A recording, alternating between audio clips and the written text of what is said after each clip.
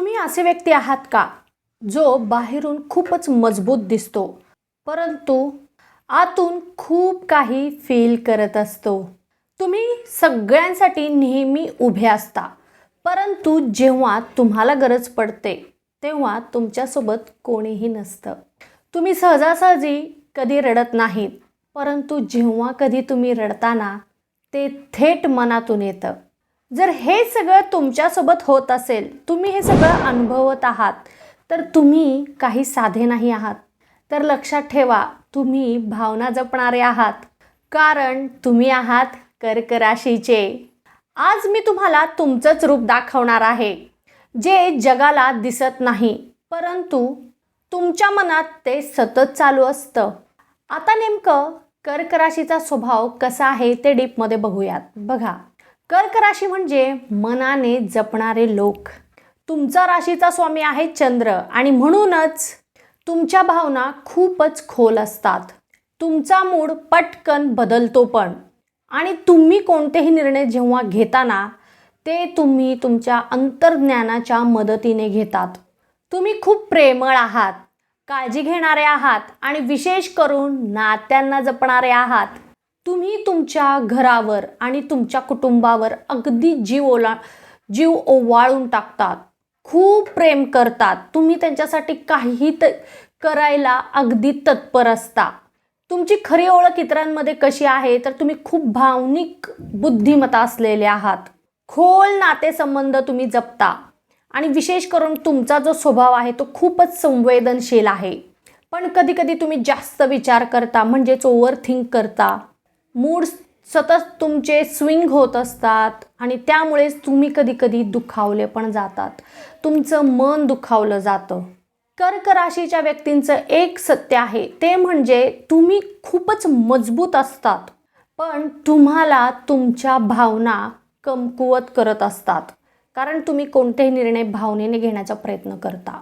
तुम्ही बाहेरून जरी एक कमजोर दिसत असलात किंवा लोकांना कसेही वाटत असला तरी तुमच्या आतमध्ये खरी ताकद असते. ती सहजासहजी कोणाला दिसत नाही. लोकांना सतत असं वाटत असतं की तुम्ही भावनिक आहात म्हणजे तुम्ही खूप कमजोर आहात, तुम्ही हळवे आहात म्हणजे तुम्ही कमजोर आहात. पण तुम्ही इमोशनली खूपच स्ट्रॉंगेस्ट आहात. जोपर्यंत तुम्हाला सहन होतं तोपर्यंत तुम्ही सहन करतात. एक मर्यादेच्या पलीकडे जाऊन मग तुमचं खरं रूप तुम्ही इतरांना दाखवत असता. लोकांना असं वाटतं की तुम्ही खूपच जास्त विचार करता परंतु तुम्ही ॲक्च्युअली खूप काळजी करत असतात. लोकांना असंही वाटतं की तुम्ही खूप शांत आहात परंतु तुमच्या मनात नेहमी कोणत्या ना कोणत्या गोष्टीचं वादळ चालू असतं. तुम्ही ना समुद्रासारखे आहात. वर अगदी शांत दिसता परंतु आतून खूपच खोल आहात. आता कर्क राशीचे व्यक्ती प्रेमामध्ये कसे असतात हे खूपच कुतूहल आहे. तुमचं जे प्रेम आहे ते खूपच शुद्ध असतं आणि खूप खोल असतं. सोबतच कर्क राशीचे व्यक्ती जेव्हा प्रेम करतात तेव्हा त्याग, काळजी आणि निष्ठा या 3 गोष्टी त्यांच्यासाठी खूप महत्त्वाच्या असतात आणि ते खूप मनाने त्या गोष्टी पाळतात पण. बघा, तुमच्या आसपास कोणी कर्क राशीचे असतील किंवा तुमचा पार्टनर असेल किंवा तुम्ही स्वतः असाल तर तुम्ही नक्कीच ह्या गोष्टींसोबत कनेक्ट झालेले असणार आहात. यापैकी कोणतीही गोष्ट तुम्हाला क्लिक झालेली असेल तर कमेंटमध्ये मला नक्की तुम्ही सांगा की तुम्ही कोणती गोष्ट अनुभवली आहे किंवा नेमकं तुम्हाला कोणती गोष्ट जास्त मनाला भावली आहे. आता तुम्ही तुमच्या जोडीदारावर किंवा तुमचं प्रेम व्यक्त करण्याची पद्धत कशी आहे तर तुम्ही ना तुमच्या जोडीदारासाठी, प्रेमासाठी अगदी स्वतःला पण बदलून टाकता. नक्की कनेक्ट होतात ना तुम्ही, कारण तुम्ही त्यांचा जास्त विचार करतात. स्वतःपेक्षा तुम्ही तुमच्या आसपासच्या व्यक्तींचा खूप विचार करतात आणि फक्त त्यांच्यासाठी जगत असता. तुम्ही एखाद्या नात्यामध्ये पूर्णपणे समर्पित होतात आणि त्याच नात्याची खूप जपणूक करता आणि तुमच्या एक माफक अपेक्षा असतात तुमच्या आसपासच्या व्यक्तीकडून म्हणा किंवा तुमच्या नात्यामधून. जसं की तुम्हाला समजून घ्यावं, जे काही नातं आहे ते निष्ठेने निभवावं समोरच्याने पण, आणि तुम्हाला नेहमी एक भावनिक आधार हवा असतो. तुमच्या आसपासच्या लोकांकडून असेल किंवा तुमच्या पार्टनरकडून असेल, एक भावनिक बॉन्डिंग असेल, एक बोलणं असेल, ते तुम्हाला नेहमी हवं असतं. परंतु प्रॉब्लेम कुठे येतो तर तुम्ही कोणत्याही नात्यामध्ये खूप खोलवर जाता आणि जास्त अटॅचमेंट होते. मग थोडं जरी काय निगेटिव्ह गोष्टी झाल्या तर त्याचा परिणाम तुमच्या मनावर होतो, तुमच्या व्यक्तिमत्वावर होतो, नात्यावर होतो आणि तुम्ही मग इमोशनली एकदम तुटता. नात्यामध्ये काहीही झालं तरी तुम्ही ते सहन करू शकत नाहीत आणि कधी-कधी तुम्ही तुमच्या आसपासच्या मंडळीकडून असेल किंवा ज्या कोणत्या नात्यामध्ये तुम्ही कमिटेड आहात त्या नात्यामध्ये तुम्ही त्या व्यक्तींकडून अपेक्षा करतात आणि मग जर कधी अपेक्षाभंग झालं तर मग त्याचा पण तुम्हाला खूप त्रास होतो आणि इमोशनली पुन्हा तुम्ही ढासळता. आणि विशेष करून तुमच्यामध्ये सगळ्यात एक दुर्गुण आहे किंवा एक निगेटिव्ह गोष्ट आहे ती म्हणजे तुम्ही ना कोणाकडूनही जर जेव्हा दुखवता म्हणजे दुखवाल तेव्हा तुम्ही काय करता, स्वतःला बंद करता. म्हणजे स्वतःचं मन बंद करता, बोलणं बंद करता, एक स्वतःच्याच दुनियेमध्ये कोंडून घेतात. मग ही खूप डेंजरस गोष्ट आहे. तुम्ही व्यक्त होत नाहीत, शांत राहतात, मग त्याचा अजून खोलवर परिणाम तुमच्या मनावर निगेटिव्हली होतो. लक्षात ठेवा, प्रेमामध्ये तुम्ही खूप खोलवर जाता आणि जेव्हा तुम्ही प्रेम करतात कोणावर तर फक्त तुम्ही प्रेम करत नाही तर तुम्ही त्या व्यक्तीला तुमचं जग बनविता. हे लक्षात ठेवा आणि हे प्रत्येक कर्क राशीवाल्यांना कनेक्ट झालेलं आहे. नक्कीच तुम्ही मला कमेंटमध्ये सांगणार आहात की येस आम्ही पण असेच आहोत. आता जर तुम्ही लग्नासाठी विचार करत आहात किंवा व्यवसायामध्ये तुम्हाला पार्टनरशिपमध्ये बिझनेस करायचा असेल किंवा कोणता तरी व्यवहार तुम्हाला करायचा असेल तर आपल्यासाठी कोणत्या राशी चांगल्या आहेत, कोणत्या राशी आपल्या शत्रू राशी आहेत हे पाहणं खूप महत्त्वाचं असतं. तर मी आता तुम्हाला तुमच्या आधी शत्रू राशी सांगते. त्यांच्यासोबत कोणतेही व्यवहार करणार असाल तर 2दा-3दा विचार करा. आता पहिली शत्रू राशी आहे तुमच्यासाठी मेष राशी. तुम्ही खूप भावनिक असता आणि ते खूप आक्रमक असतात, सो जमणार नाही. दुसरी राशी आहे मिथुन राशी. तुम्ही खूप खोल असता आणि ते खूप हलके असतात, मग तिथंही जमणार नाही. आणि सगळ्यात लास्ट म्हणजे कुंभ राशी.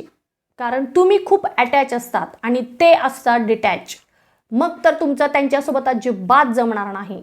ही गोष्ट लक्षात ठेवा. कारण तुम्हाला प्रत्येक नात्यामध्ये भावना हव्या असतात, परंतु यावरच्या ज्या राशी मी सांगितलेल्या आहेत त्यांना प्रत्येक नात्यामध्ये स्वातंत्र्य हवं असतं. सो विचार करा, 1दा-2दा असेल, विचार करूनच मग पुढे पाऊल टाका.